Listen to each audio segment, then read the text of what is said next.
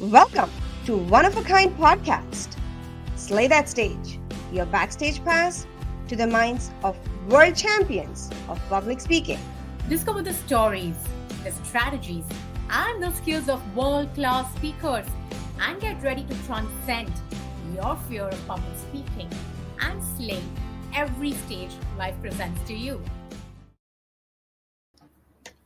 Hello, and welcome back to the final episode of Slay That Stage Champions Tour.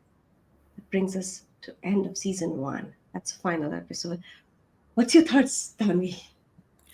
Wow, I don't believe that it's been like one whole year and one whole season of hosting and learning from some of the best orators of our generation.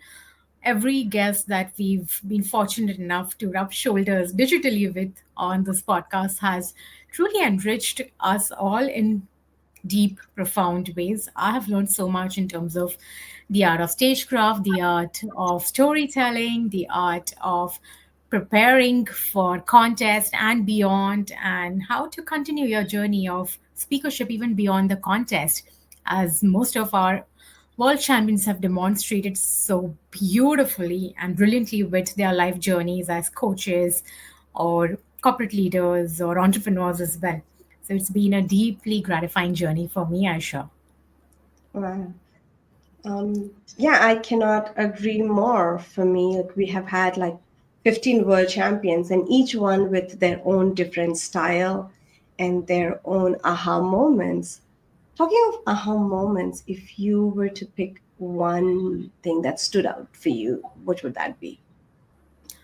Oh my God, so many golden nuggets to reflect. But if I have to choose something which stayed with me and which I try to imbibe every single day as a speaker, is when Craig Valentine, our mentor, said, uh, "Extraordinary orators don't get ready to speak; they stay ready to slay that stage, so to speak."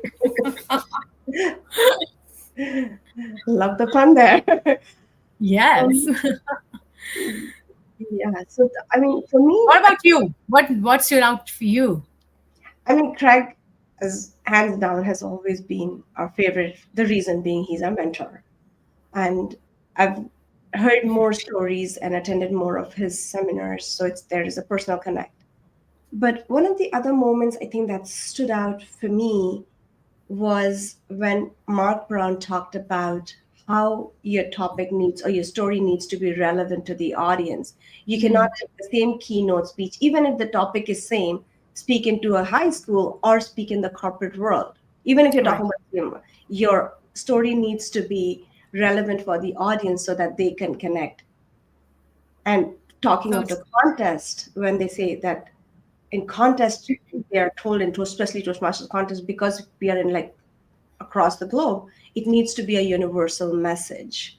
So for me, yeah. that was like, oh wow, yeah, we always talk about, you know, I want to share that story, but are the audience interested? Is it relevant to the audience? For me, that was like a good moment of waking up and say, oh yeah, that makes sense. Especially because I mean, I've been fairly newer compared to you. I've been my journey is like 4 years now, compared to you, it's a little less.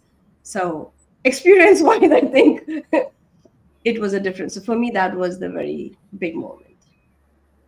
Yeah, I think I also loved, our conversations with Verity and the other female world champions because, of course, sadly, we didn't have as many decorated orators from our sex, at least. But I've seen the kind of passion, the confidence, and the stage presence these women have brought, and more importantly, the deep insights that they shared with us about the power of authenticity, the power of laughing, on your own self, not taking yourself too seriously, the power of coming off the pedestal that you would believe you are on because you're a speaker or an expert, and connecting with audience at a deep humane level. And those are things I have consciously started integrating and practicing in my speaking journey over the last few months. And it's brought in a profound shift in the way I'm also able to connect with audience. Right. That's been my personal observation in terms of practicing what I learned from all these amazing orators and champions that we were fortunate enough to get in close contact and proximity with as a part of this podcast. I mean, talking about female speakers, we actually had the luxury to do two reigning champions who were females, because it was the season changes. Up to August, we Yep. had Jocelyn Price and sorry, not Jocelyn Price, Jocelyn Tyson. You just said Verity, so I was like the Price was sticking. Jocelyn Tyson, she was the reigning champion for Yeah. 2023. And then we also had the privilege to sit with Luisa Montalvo, who was current reigning champion, both being females. So, maybe there's a shift now. I seriously hope so. And maybe 2024 will see you go again, compete at the world stage, and inspire and enrich the audiences with your own personal story. Oh, So thank I'm you. rooting for you for that. Thank you. When you say talk about personal story, I think that for me, that has been my essence, bringing the authentic self. A lot of speakers struggle about how much authenticity to bring it to the table or not. That's not one thing I've struggled with, as like even from day one, because I mean, as you know, I've been more outspoken about mental health. When you're speaking about mental health, when you bring in personal stories, the audience connects more. Yeah. So for me, that authenticity was not an issue, but I think when to stop not knowing, that was my issue at this stage, which I think I learned at Craig's course when we talked about that you speak from your scars, not from your wounds. And for me, that was a very touching moment and a learning moment. Okay, you don't, because I had the pleasure actually to sit with another one of the who plays third, and he talked about his experience where his grandmother had just passed away, and he Mm. spoke about her, so he was literally crying on the stage. Yeah, So goes to say that you speak from your scars and not from wound. absolutely. In fact, I realized this when, you know, I have been on the stage a couple of times in the last 1 year, and I realized that it's so important to practice what I now like to call it as strategic vulnerability, right? And this goes again to reflect on Mark Brown's insight that you have to be relevant to your audience. Not every dimension of audience is going to connect with your story of struggles, your story of burnout, your story of transcendence from darkest, deepest moments of your life. So you have to really pick and choose stories which you believe will resonate with the target audience in a very strategic yet vulnerable way. Because ultimately, and I'm laughing in my head when I'm about to say this also, your audience is there to learn something from you. They're not your unpaid therapist, Yes. right? So Yes. leave the sob stories to the therapy session, but your audience is not supposed to be a, like a placeholder therapy session for you. Exactly. And many speakers I've seen make this mistake in the wake of wanting to be authentic, be vulnerable, tell their story. They don't know how to strategically design and craft a story that is not a sob story, Yes. correct? It's a story of transcendence. It's a story of grit, of perseverance. It's a story of personal journey, of overcoming everything that obviously all of us experience in different shades in our so-called human journeys that we Yes. go through. And it's a story of your strength, like we were discussing a few minutes ago. Yes. That's what the audience wants to hear, of how you did it and how they can learn from that and shorten their journey of cutting through those similar shades of struggles that we all go through in our human lives. Right. So that's something very powerful that I have started practicing, and I would strongly recommend everyone, and I do this as a coach as well, as you know, that do not let your sob story be the cynosure of your entire stage time.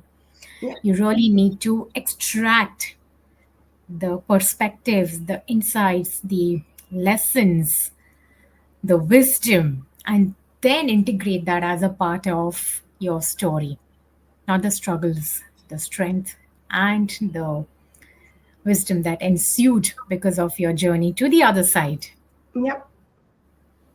Yep. So just to say that what you just said reminds me actually what Craig says, foundational phrase. You have your foundational phrase, which is 10 words or less. Yep, And that decides what stays in your speech or what doesn't. As long as it serves your foundational phrase, it stays in. If it doesn't serve it, that part needs to go out. And I think that's what a lot of people, even seasoned speakers, struggle with to decide what to keep in and what to leave it out. absolutely. I would love to ask you actually, who has been, let me put it this way, who has been your favorite performer? You know, we've seen the winning speeches and stories shared by these 15 epic orators. Whose stage presence and performance hooked you to their talk? Oh, wow. You just put me on the spot. Because I personally can say a lot of things that stood out to me individually about each of the winning speeches. Um, but I'm going to be biased. It's going to be Craig. And not because I'm not saying that others were not as good, but it's simple as that bias to Craig. Um, but what stood out, and also another thing that I feel that what Craig did in his speech is something I think I struggle, and that's also another thing that I'm like in wow of what, oh my God, I really would like to do that. If you go back and hear his speech, there how he paces his voice, loud, soft, fast, and then slow. I Hmm. personally struggle with that because some of them hear and then this happened. I Yes, personally struggle that with a lot because I'm normally a fast speaker. So to slow it down, it's like, how? So for me, correct. that is one quality I wish I can imbibe and learn sooner than later. But what Correct. about you? From your opinion, who would that be? What stood out to you? For me, it has to be Verity Price. I've seen so many talks of hers, and I think she brings in this fierce authenticity and boldness on the stage in a very gentle and nurturing way, which is a beautiful little combination for a speaker to have. You're fierce, yet you showcase unparalleled grace. Obviously, a woman can do that much better than a man.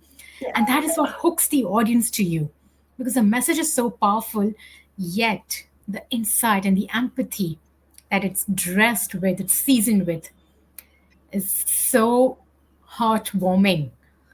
So you cannot take your eyes off when she's speaking and presenting, whether it's, you know, a virtual stage or a real stage. And her body language and the way she uses her entire aura to mesmerize the audience and to take them on this visual journey of performance Mhm. in the most authentic and enduring way. I think for me, it will have to be Verity Price in terms of her stage presence, what she brings on the table. And I would love to emulate that or be inspired from that in the way I show up on stages. Yeah. She definitely brings that aura with her. The only difference, and I think I'll agree, say why I'm more biased to Craig, I mean, is because he's the only speaker I've actually seen in person as well, not just online. Um, Right. so so that's why I have that comparison because once you've seen somebody in person deliver a speech, it just takes you to a next level. And I know, I can that imagine. same conference where he was the online speaker, and Oh, hearing her back then was what made me decide to go and coach with her. So as you can say, she was so powerful. I was like, ooh, I want to be coached with her.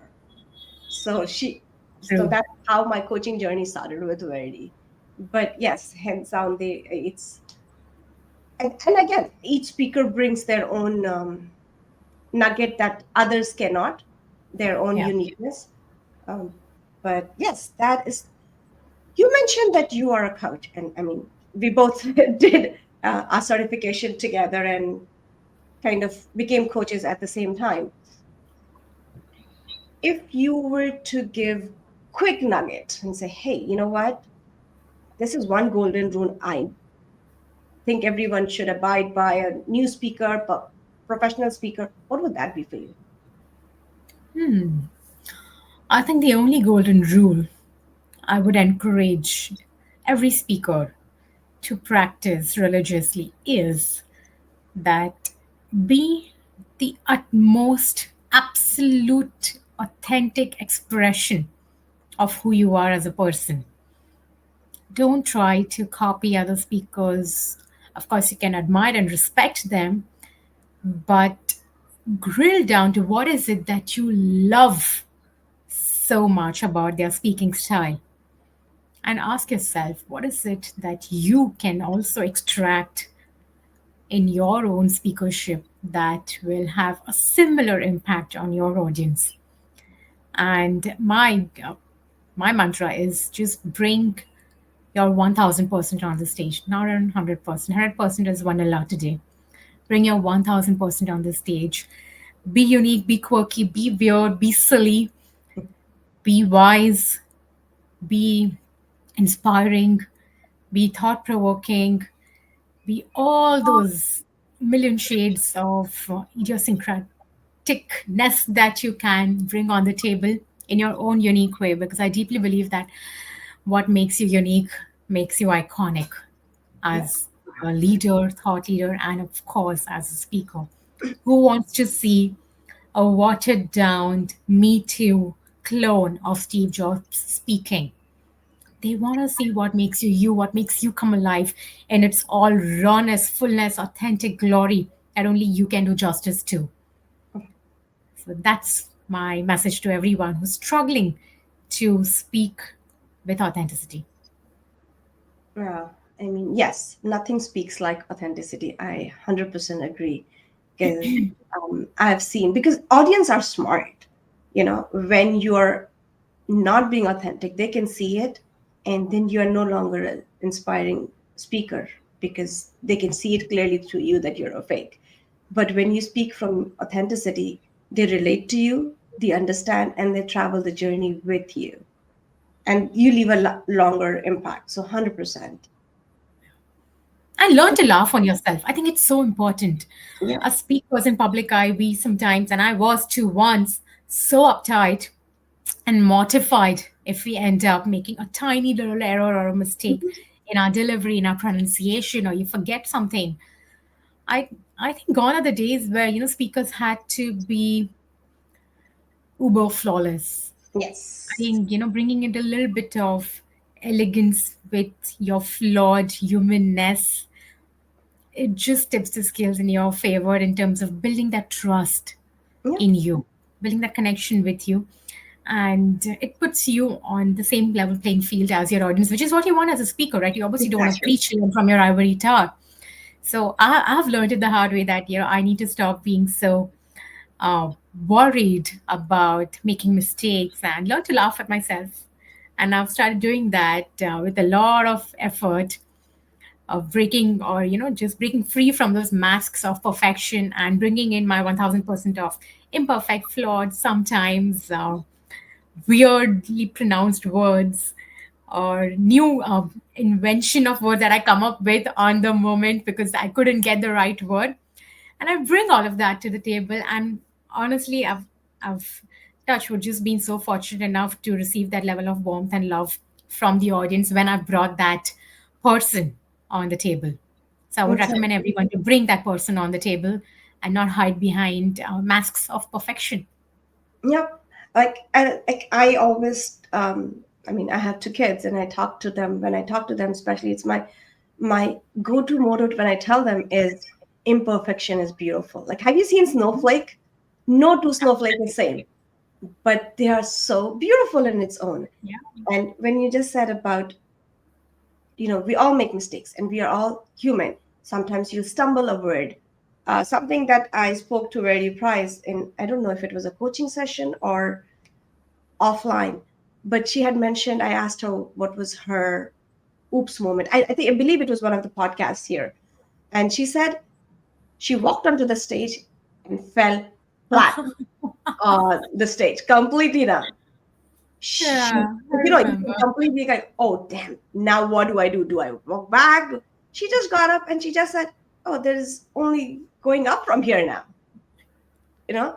And True. this way, as you said, because when you come across completely flawless, completely picture perfect, audience don't relate to you because like, I cannot be her, you know what I mean? So then it's like you want to be the audience say, if she can do it, I can. And that's how they'll remember you. Because if you're picture perfect, that 45 minutes of keynote, yes, you are the star, you're glowing. But the minute they walk out, they've forgotten about you because you're not relatable. True. And the best part is to turn it into humor and laughing. And like I remember I was hosting a panel of discussion recently, and I mispronounced a word. And I got okay, going back, there's my tongue twister. And everybody just laughed and we just moved on with it. I mean, just right now, I called Jocelyn Price instead of Jocelyn Tyson. We all Yeah, make mistakes, and especially names are my struggle. So, as you can see, making it on a global platform. But you just pick it up, laugh about it, and move on, right? absolutely. Yep. And on that note, to wrap up this season, I would like to just leave 2 cents with everyone, whoever's watching this, in their own journeys of A, personal mastery, B, thought leadership creation, and C, professing extraordinarily unique brand of speakership in their own journeys of becoming impactful orators, is look within, do deep self reflection, and honestly and authentically answer the question that I'm about to throw at you. What is it? What is that one thing that makes me truly unique, one of a kind, that people have come back to me time and again and appreciated in me? And double down, triple down, quadruple down on that one thing in your journey as a speaker, because that is that one thing that will create such a fabulous aura of distinction. It could be storytelling, it could be humor, it could be your voice quality, it could be the choice of vocabulary that you've enriched your psyche with. It could be giving facts and figures, it could be motivating and riling our audience, it could be anything that people have time and again come to you and appreciated and asked you, how did you do that? Or how do you do that so effortlessly? But remember, if it's coming to you effortlessly, but that's only because you've put in 10,000, 20,000 hours and effort into making it look so effortless today. And that is, my friend, your unique quotient that you need to own proudly and loudly on every stage that you step on. Well, that is a beautiful note. And from my side, what I'd like to tell the audience, I mean, you said it beautifully, but I'd just like to add on to that is, as a speaker, my question to you is, what has been your biggest struggle? Most probably, a lot of audiences facing with that, and how you Yeah, overcome it. Share that, and 99% of time, your audience will connect. Think on true, that. true. And before we end on Tanvi, final thoughts, other than that, sharing what was what's your experience? If you were supposed to say it in one sentence, this entire podcast, season one, what has it been for you? Wildly enriching. Couldn't agree more. Couldn't agree Yeah, more. absolutely. I I think it's been a pleasure and a privilege to have created this platform, to have hosted such fantastic speakers, and more importantly, human beings who graced us with their presence, time, energy, wisdom, and contributed to our own journeys of becoming better speakers and thought leaders in our industry, and allowed us to be the medium to bring their message to hundreds and thousands of other souls in the same aspiration. couldn't agree more.